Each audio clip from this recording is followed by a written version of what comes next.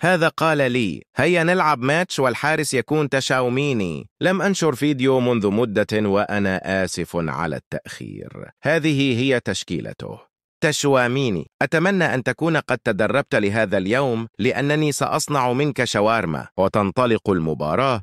أول فرصة والدون يسدد من بعيد وتشواميني يصد.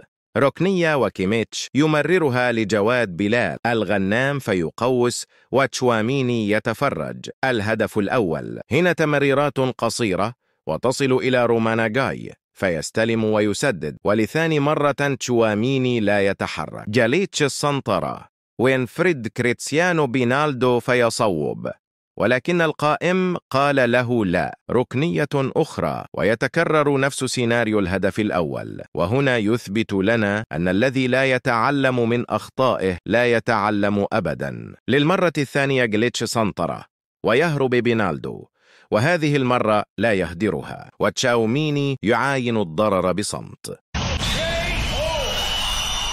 مبابي يعبث بأوباكيمانو ويرفع الكرة إلى الدون، وبينالدو لا يفهم. الهدف الثاني. تكتاكا وتصل إلى المنتهي الصلاحية فيصدد وشاواميني يصد. رونالدو الشوط الأول ويبدأ الشوط الثاني. تمريرة من الدون إلى روماناجاي ويسدد وتشواميني متألق اليوم.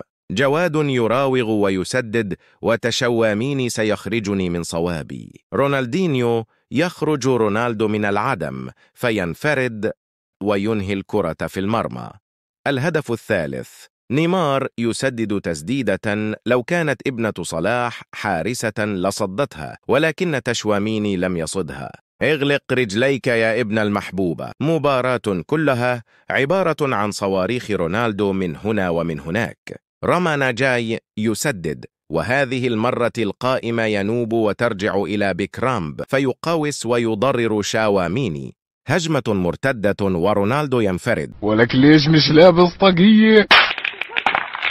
فيكسر يد تشواميني. الهدف الخامس. هذه المباراة برعاية رونالدو.